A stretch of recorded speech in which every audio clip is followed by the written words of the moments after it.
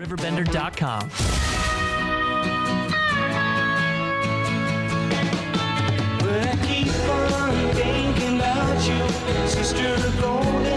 Welcome back to our daily show. The time is 10:31 on this 12th day of March. It's a Wednesday morning in the heart of the 618. We're a couple of weeks away, Mayor. April the 1st is almost here. And the hard work and the hard-fought race is coming to a close here soon. And right off the bat, thank you for joining me for our State of the Race coverage. How are you feeling today? I'm feeling good. It's a beautiful day outside, and just, I feel spring is in the air. I don't know, we probably have a few more cold spells to get, but nothing brutally cold. So I'm, hearing different birds singing. So they've arrived. Saw the red robin already. So I'm thinking spring is upon us. Spring is sprung, and it's a good day for CJ to work from home for a half of a day, Mayor, is what I think I just heard. Before we dive into the heart of this conversation, just take me through the differences of running this time around.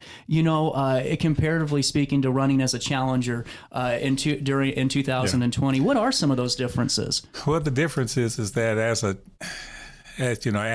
the mayor, I'm limited in regards to my time. Mm-hmm. As a challenger, I could do it all the time. Right. But ethical standards is like I can't campaign during my 8 to 5 job. Mm-hmm. So that just kind of puts you, more so in the, just in the afternoon and, or the weekends. And then it was different. I had a full-time job. It was a pretty cushy job, and I was able to just do a lot of, it was during COVID, so I did a lot of Zoom calls while I was at work and making a lot of phone calls and having Zoom meetings, and I was just able to do more. But now, this has been really eye-opening because of the fact that you have a campaign, but you can't just ignore. You still got a city to take care of as well. Right. So it's like you have to really. It's a balancing act. It's a juggling act now. So, but it's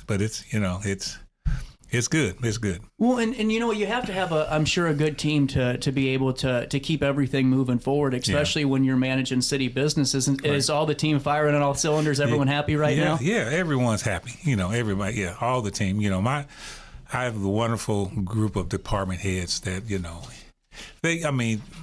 it's a team effort, and they just do outstanding work within their individual departments, managing their departments and doing what they do.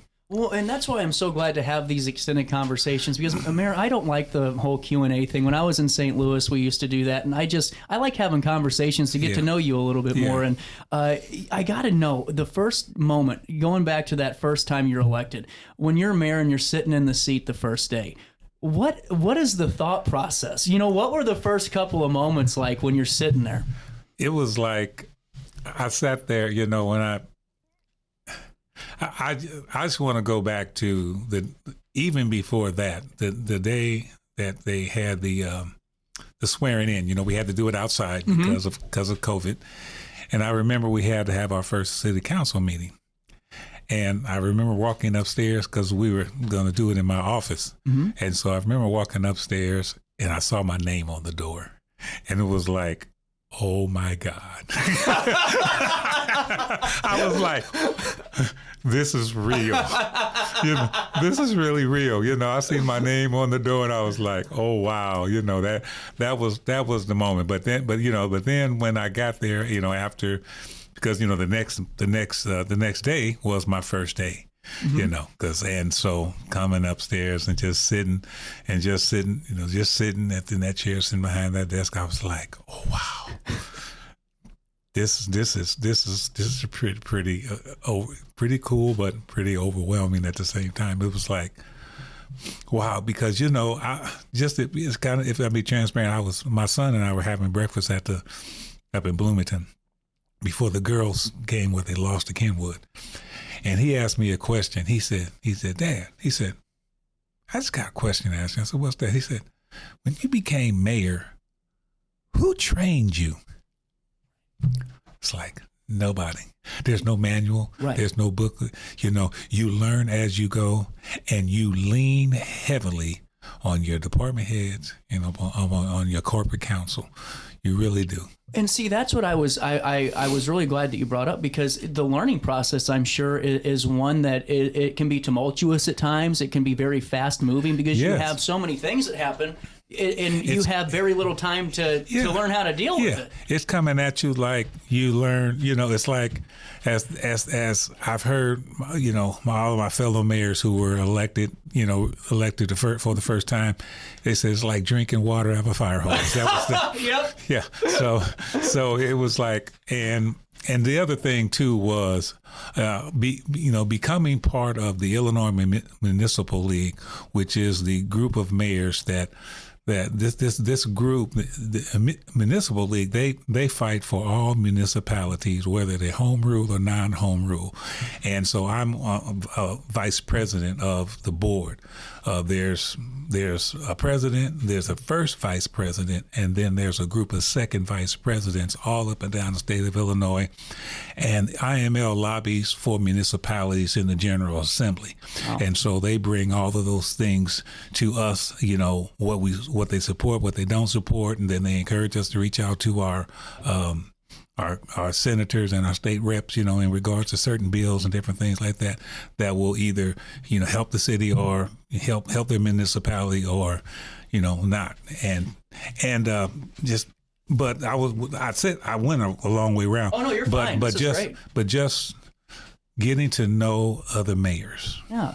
And see, it actually brings me to a point I wanted to bring up in this conversation, is the collaboration with not only, Godfrey and our next door neighbors, but our neighbors across the entire region. I mean, we're on the most prolific corridor of land that you could have around here. What are your conversations like? You mentioned a little bit about being the one of the second vice presidents in that group, but what does that collaboration look like? And what is some of the things that you've been able to collaborate on with other municipalities throughout this system? The challenge, because sometimes we all face the same challenges. Right, for sure. We face the same problems. We face this, and we're looking for answers, and pretty much we bounce ideas off of one another. And oh goodness, I was trying to think of one that we talked about, that I was able to help a mayor because of what we were doing here in the city of Alton. And it was a couple years ago when we were there at the conference. And then there was another time that, that I reached out to a mayor, and for a certain, like that. Just for example, one of the times was like, it was, Alton got one of those things where it was like the worst city or whatever like that. Yeah. And it was a certain number of cities, and and a few of the cities were, part of the IML mayors were part, and so I was able to call and say, hey, how you doing? Everything okay? And say, oh yeah, and so we were able to really kind of support one another during that time. It's like, it's just real, it's like I said, it's big news for maybe 2 or 3 days, and then it's gone. People forget about it. Right. Well, and it's one of those things that I'm sure you have to. That's why it's so hard or important, not hard, but important to maintain your focus and really just maintain the vision, because you'll get those, those articles that come out. That's just life that happens. But it's, I'm sure, just that moving forward that you have to keep doing. And then just like recently, and I had mayors reach out to me. Actually, the first time I heard about this one, it's like most charming city in the state of Illinois. One of my fellow mayors from up near Chicago sent the article to me and gave me a congratulations. I hadn't heard it yet, but it was through the HGTV. Well, so that's the collaboration too, because a lot of it is supporting each other, like you said, and having those open dialogues. And whenever you're going, forward and you're looking. Actually, let's look back at the 4 years. How important do you think that communication was? Would you rank your dialogue? Do you think that you've been able to have some pretty good conversations with folks? Yes, because coming from the church background, and only another, like when I was a pastor, only another pastor can understand what you're going through. True. And so only another mayor can really relate to what you're dealing with, the challenges and everything like that. And so that collaboration has been immense. I mean, to be able to pick up a phone and say, hey, you know, I'm dealing with this. What are your thoughts, or something like that? It is, you know, and really, because it's nice, because, you know, I could call the mayor and I you know, I was part of a couple groups, and I had a great relationship with the mayor of Memphis. And I remember, you know, but, you know, there was like, you know, that's a big city. Right. That's, yeah. So I wouldn't call him. I would call somebody that, you know, is like, has, you know, kind of close population to our city, you know, just, you know, but still you had that collaboration. I get what you're saying, though, because conversation at all levels. Yeah. And going back to this locally, you know, when you're in your first 4 years and you're, you know, walking down the street, or you're at one of the events in the community, or a resident's calling you, a constituent is saying, Mayor, I would like to see this done. How important or how much of the conversation is maybe educating on what your role as mayor is? Yes, because sometimes when I think the education, there is a kind of a misunderstanding of what, you know, the role is of the mayor. And so my goal is always to enlighten and say, hey, you know, this is really not my lane to it, but let me direct you to who you can talk to handle that problem. And the thing about it is, like, when people will call me about a street, or they'll call me about weeds, or they'll call me about whatever concern it is, you know, then then I can forward that information, or I will give them, I will provide the number to that department head whose department handles that, whether it's building and zoning, or whether it's, you know, the public works department, whether it's the police department, fire department, whatever. I never get any calls about the fire department. So anyway, they do a great job. They really do it, and the police department does as well. And the police department does an outstanding job. And the thing about it, sometimes people are not happy with decisions that are made, and so then when they're not happy, then they say, well, I'm just going to go talk to the mayor. Right. That's fair. That's very true too. And so what happens is they want to. That's okay. When they come, depending on which it is, I will set up a meeting with that individual and that department head, or that supervisor, whatever, just to sit down and be able to talk and to get things right. Because I want to, you know, first of all, I'm always going to support the decisions, you know, and because basically what I do is I go talk to them and say, okay, what's going on here? Okay. And they explain what's going on, explain the reason for their decision, and that they're in violation of this, or they didn't do this right, or they built something without a permit, and now they're being fined, and they're not happy. And so you get all those details first by talking. Then you bring them in and sit down and talk with them. Well, and see, I'm glad you bring that up, because it's the role of a mediator, because you guys are all a team. And this is where I think my disconnect comes in with local elections, because sometimes I feel like we're advertising some bad things that don't attract growth. You know, and I'm not saying you specifically or any candidate, but it's just the outside perception when they go, man, there's a lot of contention going on here. You know, how important is it to have that team mentality? And this is something that I wanted to ask you about, because there have been times, you know, the last couple of years where you've had to, you know, pull some parties into a room, I'm sure, and say, all right, how can we get together here? There's not been some times. That's fair. See, there you go. That's honesty right there. I appreciate that. That's all the time, bro. That's all the time. It's not every now and then, you know.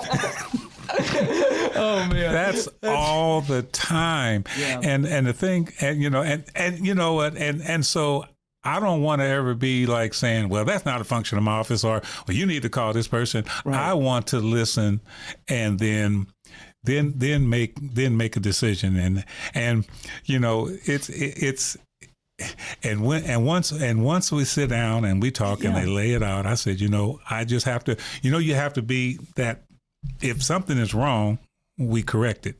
True. But 9 times out of 10, 99.9 times out of 10, that person made the right decision, and so you have to say, you know what, I'm sorry, but I stand behind the decision because this is what the code says, this is what zoning says, this is what this says, or they did this and they did that, and then the nice thing when there's complaints about the police department, they said this, they said that. Now with the body cameras, it's like, yeah, I've seen so many. I mean, the complaints about police officers have gone down because of the body cameras, because sometimes they embellish and say the officer said this and the officer said that, and then you look back at the camera and it's not what happened. And so it's but you still want to let them down respectfully. You want to still make them feel good, heard, and that's the most important thing. Right. See, and it's very interesting that you say that too, because it's one of those where I'm sure those conversations have to be pretty tough in your role, especially when you're going in and talking about something that's an altercation or something that could be maybe a very sad or bad moment in someone's personal life too. Yes. Before we take a break, because we're going to take a cup just to reset and get back into different sections of it. I want to ask you about just before we head into your 4 years and some of the things that you've been able to accomplish, to tease our audience when we come back for this break. What are you, if you could categorize, are there a couple of things in terms of category, whether it's development, whether it's safety, or any of the couple of platforms that you're most proud of as your time in office? Yes, it is. It is. I think one of the biggest things was the financial turnaround we were able to do with the city, because when I taking office, there were some pretty heavy financial challenges that we made. I think also with our infrastructure, and one of the biggest things was getting that Riverview wall completed. But so there's a lot that we done as a team, right? Well, and that's why I wanted to kind of lead in that way, because I know that our audience might be going, CJ, we haven't talked about any of the campaign issues. The reason being is I wanted to get to know Mayor Goins a little bit more, because we talk at the events, but I haven't really gotten to talk about your time becoming mayor. And when we come back, we'll talk about the 4 years. We'll talk about some of the policies and platforms you have going forward, and really appreciate your time today. Thank you. Our coverage of the state of the race continues after a brief message right after this.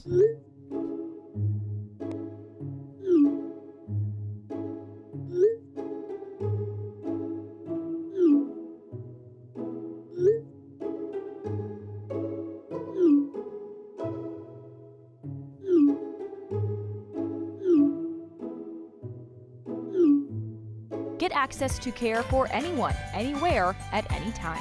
No appointments, no waiting rooms, no traveling. OSF on call.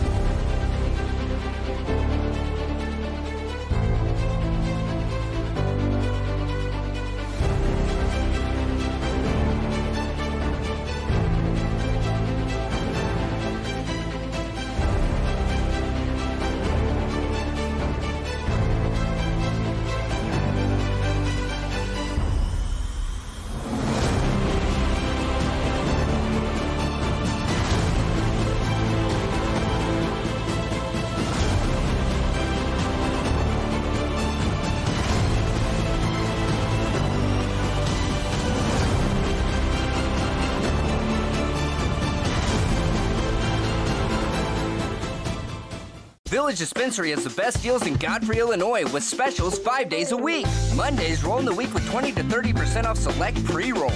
Tasty Tuesdays, enjoy 20 to 30% off select edibles. Waxy Wednesdays, enjoy 20 to 30% off select concentrate and vape brands. Thirsty Thursdays, sip and save with 20 to 30% off all drinks. Flower Friday, grab like 3.5 gram flower deals starting at just $20. Village Dispensary, come meet your best buds. Picture This and More has been a trusted name in the Alton community for more than 30 years, with the last 3 being right here on Broadway. We specialize in quality framing at affordable prices. We also feature works by local artists because we're proud of our community. If you have valued treasures to display and preserve, we're sure to have the perfect fit with our large selection of custom framing and display options. Whatever color, shape, or size, Picture This and More has the look you need. Stop by today and let us help you with your next project.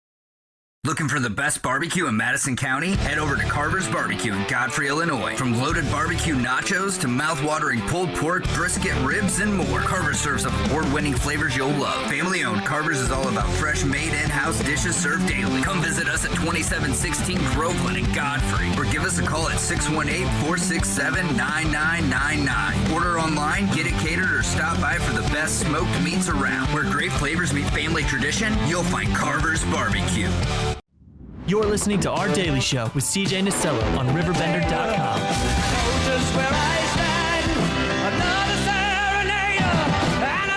Welcome back. 10:51, little bit of change. State of the race coverage, 2025, April the 1st. Less than 3 weeks away officially. Yes. And I got to ask you, I ask every candidate this, are you at the point now where it's like, we're almost here? Yeah, we know this is not a sprint. It's more like a marathon, and it's like, you can see the finish line.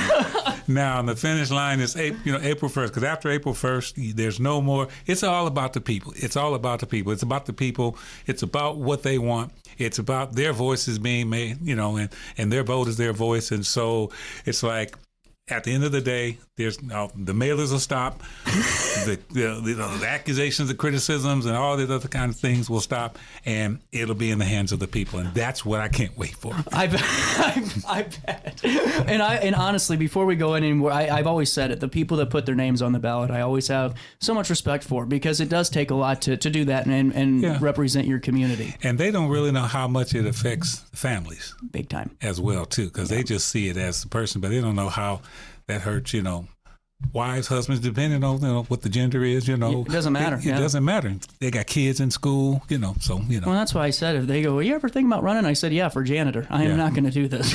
It's too much. But, going into your 4 years, and I'm really excited to talk to you about this, is just some of your time in office. And I know that before we went to break, you were talking about some of the deficit, and then bringing this up to surplus. Yeah. What were there any policies or anything that you guys looked at internally that led to this $7.5 million surplus? Yeah. Well, a portion of that money was the ARPA money that had to be counted as revenue. Okay. Because it had been sitting, but we had spent so much money. We had spent, we not saying so much money, but we spent the ARPA money. Gotcha. To really do a lot of good things, because I put it like this, and this is something that this is an analogy that I use. When you go on an airplane ride, and they're giving you all the seatbelt, different things, and they talk about the oxygen mask, and they say that you make sure you put your oxygen mask on first before you assist someone else.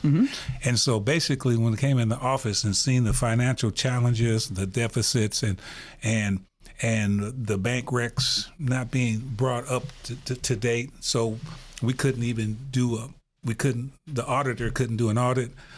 We couldn't do a budget. And so we were trying to figure out how to make payroll. And so the thing is that we had to put the oxygen mask on us first before we can really do what we needed to do in regards to branching out and doing things for our citizens and for our constituents. And so there were a lot of different challenges, and we put, like with the ARPA policies in place, one of the things that we did was we sat on that money when it first came out, because there was an interim rule that had a number of restrictions that you can only spend it on this, this, and this. And so when the final rule came out, it expanded. And so we were able to really do some upgrades with our public works department, with our buildings, and just do some things to really stabilize us. And also the policy was in place that we told our department heads, our comptroller, we had to hire a comptroller first to get things to right the ship.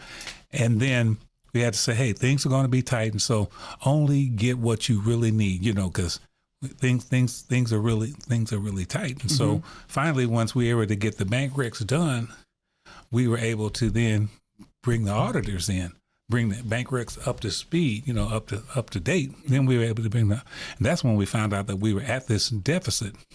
And so we just had to continue just chipping away, continue being really responsible in our spending, not being wasteful, to make sure that, and our department heads did a fantastic job. We had regular meetings, weekly meetings when I first took office to really, because I needed to learn, I needed to see what was going on and sit in on the budget meetings with the different department heads to line out the budgets and say, okay, do you really need this time, or can this wait? So I mean, it was right. It's maneuvering. Yeah, it is. Well, and see, going back to this real quick, and this isn't it was coming. You were in the middle of a pandemic too. It was in the middle of a pandemic, and so it was a lot of things contributed to the deficit. Yeah, and it's not going that way with it. It's just you were where you were. Because I just want to just talk about where I was and then going forward. Oh, gotcha. Yeah, totally. And that's why I always appreciate your time too, because you've never been one to kind of throw things out, and I appreciate that. And see, that's just, for the audience to know, I mean, you were dealing with things that as a first-time mayor, mayors of 15, 30 years have never even kind of even thought about dealing with, Yeah. So, and going forward, and that's something I'm glad that we kind of got out of the way early, because that's one of the things that I think voters have talked about a little bit is the budget. And, they go, well, some of that's ARPA. And for just for you to clarify and just to have your platform and say, maybe for anybody that's going, well, I don't know if that's true, what is your thought to it, Mayor? Yeah. I mean, no, if we went from a 3.8 to 1 point something to a 2.7 to a 7, 7.7. If you take away, because I talked with the comptroller and I said, well, if you take away the ARPA money, where are we at? And we're still at like a 3 point. That's great to know. So yeah. So that's great. No, thank you for bringing that up. Yeah. So, and and they had to ask the question, well, if you did the, why are our streets looking like they are? I said, well, when it first came in, we didn't have any money. We only did 4 streets that year because we were in a deficit. Then the next year we did 4 streets. The next year we did, I think, 10. Mm-hmm. And the past year, I mean, we public works director, we sat back and we looked and we said, we counted up. I said, we did 30 over the course of 4 years. We did about 37 streets, and we, resurfacing along with the IDOT programs that did. And so, and then because, like I said, because we sat on the ARPA money, because a lot of mayors, when they got the ARPA money, they went spending right away. We sat on it. I said, let's sit on it. Let's wait for the final rule to come out. Right. And then even after the final rule, because you couldn't even use the ARPA money for streets. Initially, you could. I really didn't realize that. Wow. And then about 2 years into it, they broadened it out and they included streets, and so we committed $800,000 of ARPA money to fix our streets. Wow. Well, and see, that's good for the people to know on how that breakdown worked and maybe why some things were in their minds a little bit paused. Yeah. It's good to know that, hey, we decided to hit pause here for a little bit. The street department were driving trucks that had old street signs bolted into the floor because there was a hole. I mean, it was like driving a Fred Flintstone truck. You just put your foot out and just stop, and so we were able to just buy mowers, and we were able to purchase mowers, able to purchase trucks. The fire department, we was without a ladder truck, and sometimes minutes mean lives. If you need a ladder truck to get up to somebody who is stuck in a building, and now we have to wait for a ladder truck to get here. That could cost that person's life. And so being able to purchase a ladder truck, new ambulances, new trucks, upgrade our HVAC systems and all of our and all of our municipal buildings, and we began to see the savings, because all of a sudden the bills started going down because we had efficient HVAC systems in all of our buildings, and just doing just working alongside with the council, just doing just some wonderful things to really stabilize us. Like I said, now we got the oxygen mask on, and now we're able to really go out and do the streets like we're supposed to, with a new hot box, new paint striper, new street sweeper, another new street sweeper is on the way, and just doing all of these things to really, try to enhance our city, beautify our city. And so, yes, that's the thing. So yes, but we still have to be responsible in our spending. We still had to, and it's like, so. I hear you. And, wrapping this category up, what are you most, is there a project in Public Works? Is there an infrastructure improvement project that you're the most proud of in these last 3 years? I think the Riverview Wall was, coming in, and that was, that's something you inherit. Mm-hmm. And just seeing being able to, work with our public works director and work with our SMS people and bring in this GSI group out of Colorado, and to really stabilize that a Riverview Wall and put the street back in. And we received an engineering news record. We received a award from the engineering news record for the most innovative project in the state of Illinois. Well, and see, I didn't realize that. Yeah, it was engineering news record, and we and our public works director Mike Parsons went up to receive the award. Uh-huh. But yes, and because it was recognized as one of the most innovative.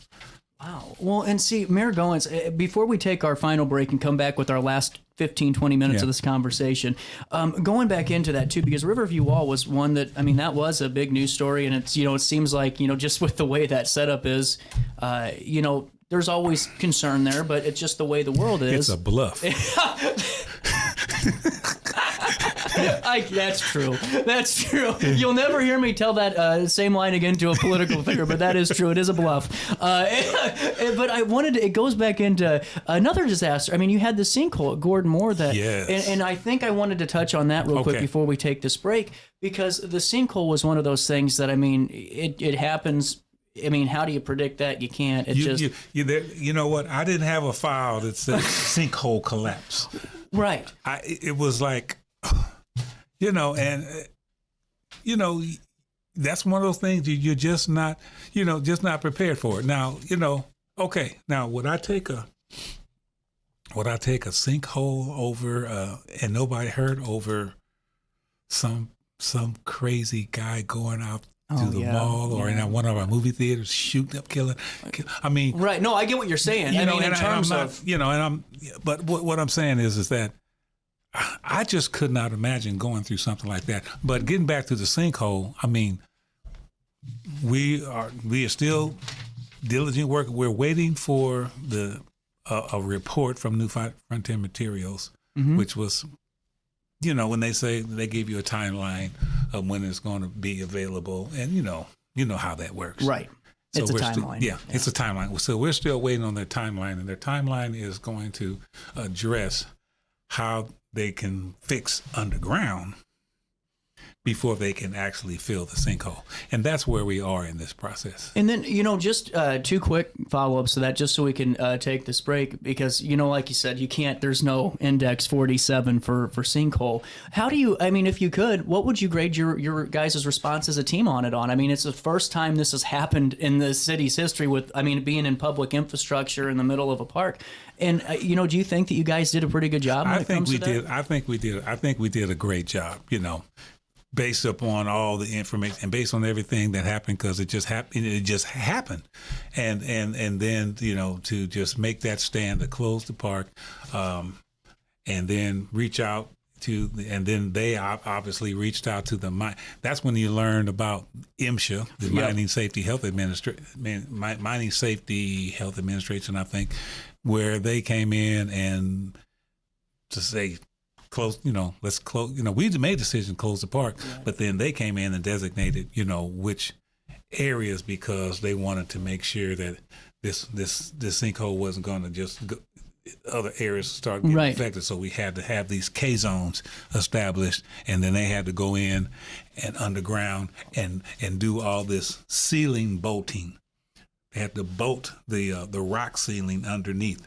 Whoa. Yeah, they had to bolt it. That's fascinating. I didn't realize that was the process. Yeah, they had to bolt all those K-zone areas to make them safe.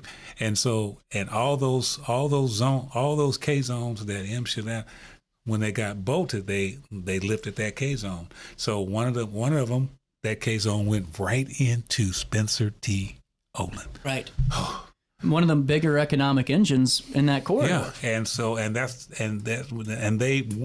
and to their credit, they went there first before they started hitting the other places where basically were softball fields and everything. Right. And thank goodness for the Godfrey Park and Rec for and different communities helping and so that softball tournaments still can be played. The football team was able to play their one playoff game at the at public school stadium. We were able to move the Renegades to the north side of the field, and we're going to move the Central Cougars to the north side of the field as well. We moved the goalposts over there, and we use ARPA money to purchase generators and different things like that, just because there's no power over there. Is there and before just a quick follow? Is there any plan to make like you brought up Spencer T. Olin, and you got the River Dragons out there and some other thing? Is there any process to ensure that they're being taken care of too? Because I know that was a public thought. Yeah. Oh, yeah. They're taken care of, and the River Dragons are ready to rock and roll. It's good to know. And what's your message for the public just on the safety of it? If someone's still a little concerned, what's your thought to those parents? The park is open. The park has been deemed safe. Those mines were under there long before you really knew they were. But they've been under there. They were under there when Gordon Moore Park was built. Right. It wasn't like Gordon Moore Park was built and then they started drilling. It's true. That is a very good point. They knew what they were doing. Yeah. So, and, first time ever in the history of this mining company, something like this happened. Yeah. Normally sinkholes happen in old abandoned mines. That's true. And this is an active one. That's why it is a little bit different on this. Yeah, that's why it's a little bit different. And you know what? It's as they say, it's an anomaly. So you got a moment to stick around? Sure. We'll take our final break and we'll come back with part 3 of our coverage with Mayor David Goins in the city of Alta. Yeah. Okay, go ahead. Yeah. Okay. We'll take a quick break and we'll come back and we'll wrap up this State of the Race coverage right after this.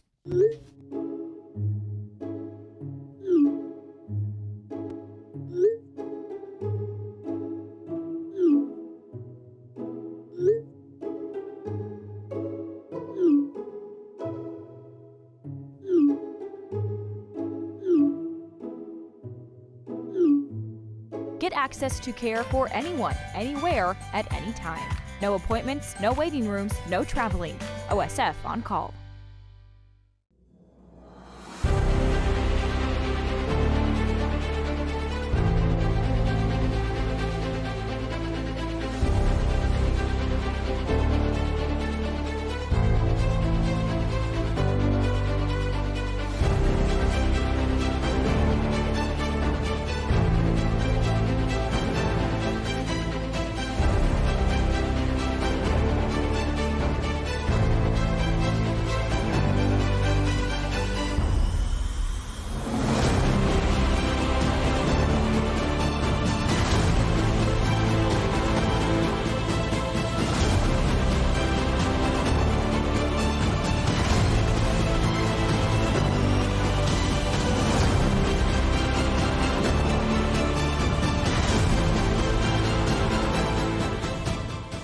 Village Dispensary has the best deals in Godfrey, Illinois with specials 5 days a week.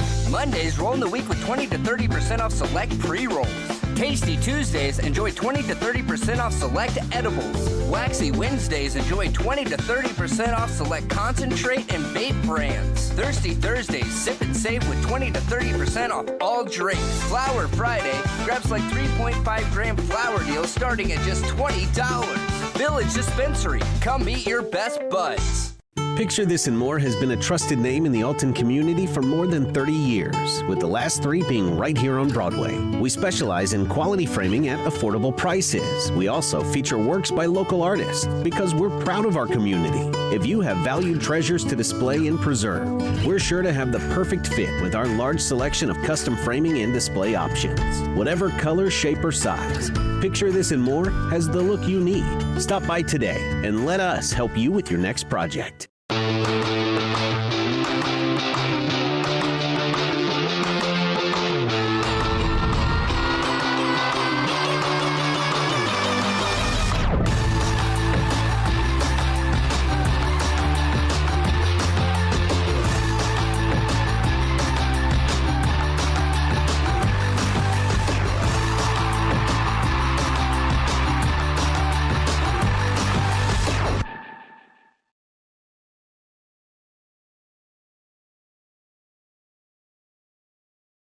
Looking for the best barbecue in Madison County? Head over to Carver's Barbecue in Godfrey, Illinois. From loaded barbecue nachos to mouth-watering pulled pork, brisket, ribs, and more, Carver's serves up award-winning flavors you'll love. Family-owned, Carver's is all about fresh-made in-house dishes served daily. Come visit us at 2716 Groveland in Godfrey, or give us a call at 618-467-9999. Order online, get it catered, or stop by for the best smoked meats around. Where great flavors meet family tradition, you'll find Carver's Barbecue. You're listening to Our Daily Show with CJ Nasello on RiverBender.com.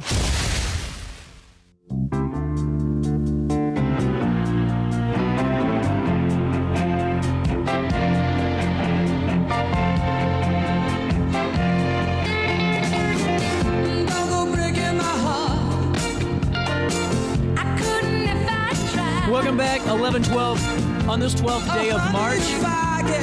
St. Patrick's Day coming up this weekend in Alton. Everyone getting ready to have fun. And, Mayor Goins, that means that we are just a couple of weeks away again from that April 1st date. And, going forward at this part in the conversation, I'd love just to hear, some of your plans for the next 4 years. If you are reelected April the 1st, are there any platforms, any projects that you're foreseeing coming down the pipeline? Well, we want to continue just maintaining our financial integrity. Mm-hmm. And we want to continue pursuing every economic development opportunity that comes our way. We want to continue supporting our small businesses and anyone who wants to wants to start a small business. Housing is always a big talking point. And the whole thing about affordable housing is sometimes the misunderstanding about affordable housing, but also with we would love to see new development, new housing. Mm-hmm. And so that's it. And so basically kind of just running on and continuing to enhance our public safety, because if people want to come and move here, work here, live here, and play here, they have to feel safe. So, that's a big platform, and our infrastructure. To continuing to improve our infrastructure, our streets, our sidewalks. When you come into this office, and you think about, you say, I want to do this and do this, and then when you come in, you get slapped with reality, and all of those things, you find out, well, I got to do this. Then before you look up, 2 years down the road is already passed, and you're like, wow, where did the time go? Because now. And you got to start thinking about re-election 2 years out. Yeah.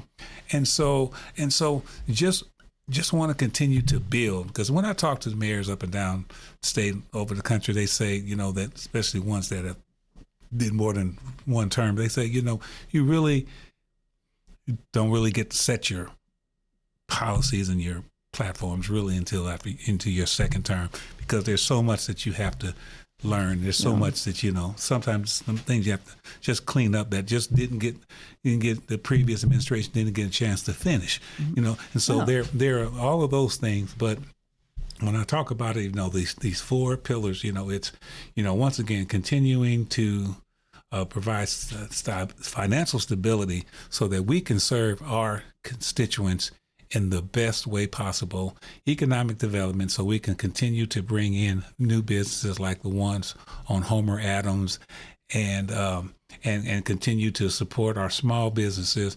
We want to continue to address our public safety and our infrastructure. I mean, they may sound simple, but there's so much to them in regards to what you want to do as a city. Can I ask you just one quick question on public safety? And just in regard, because crime, as you guys released, has gone down in multiple categories. Yeah. But the question I had was on calls for service, because that's something that we were kind of asked about, and I just didn't. You might not know the term. It's just, it seems like the crime's gone down, but the calls for service are going up, and I didn't know if that's having to do with like unhoused having experiences and. I don't know what that would equate to, and I don't have an answer to the public when they ask. It can be a variety of things. It could be that more people are more engaged and want to be more involved and are not afraid to call the police whenever there's a problem, whenever there's an issue. Yeah, it makes sense. So it can be a number of factors. I wouldn't say it's because of the homeless. I wouldn't say because of this. It could be and I want to say a plethora of things, but it can be a number of things. Interesting. That can enhance the calls. The calls for service. I was on police department, right. That's so why I figured to ask you. I remember, looking at calls for service, and they, and they would go up because sometimes people, the way the police department has evolved, then you put in the Safety Act where people who are normally incarcerated now are getting released back. Yep. And so many things with the CIT calls because of all the mental health challenges and I didn't know nothing about dealing with people with mental health when I was on the police department, but now officers are being trained on how to confront a person, because you have to deal with them differently than you deal with a person who's not having some mental health challenges. And so much has been placed on the officers, and so anything that they initiate, or whether it's a phone call, it's given a case number. And I'm glad to ask you that now, and I mean that because it was a question that I've always had looking at that, and I appreciate that answer. Whether it's a traffic stop or whether it's it has a case number attached to it. And Mayor Goins, before I let you go, two more questions, and one of them is just going to be on your final thought for the voters. So we're down to our last question, and that's on the riverfront, and this has become one of those kind of public issues where we see people on social media that when I put things out on RiverBender, when we all do on the team about the amphitheater, they go, well, we need more things there.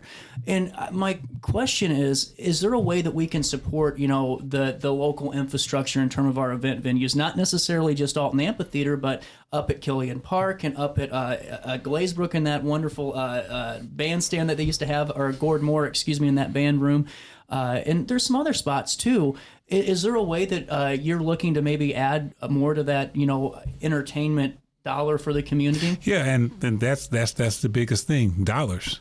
It's a good point. And not having a, like, even though it says Liberty Bank Amphitheater, we don't have that big sponsor.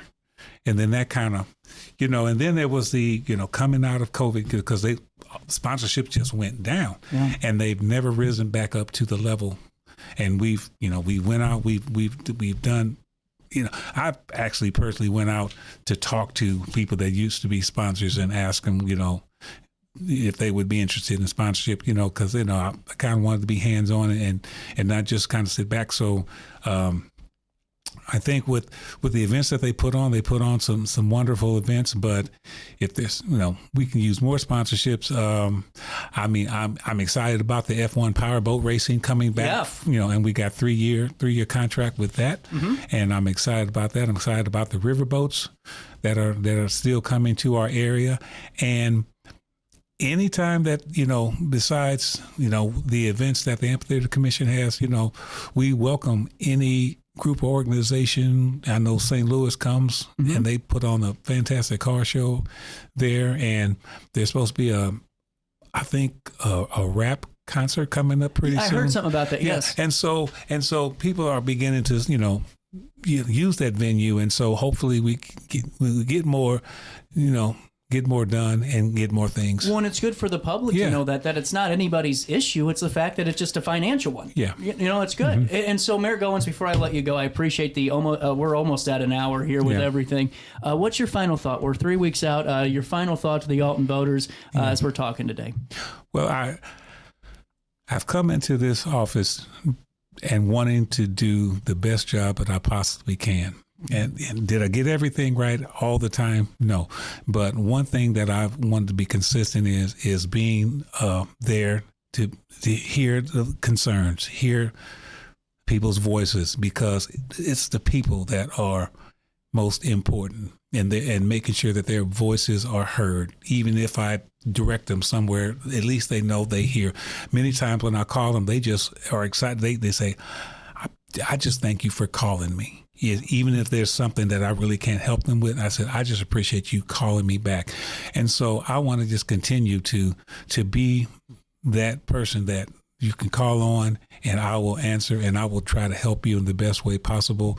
And the most important thing is to, whoever you vote for, vote.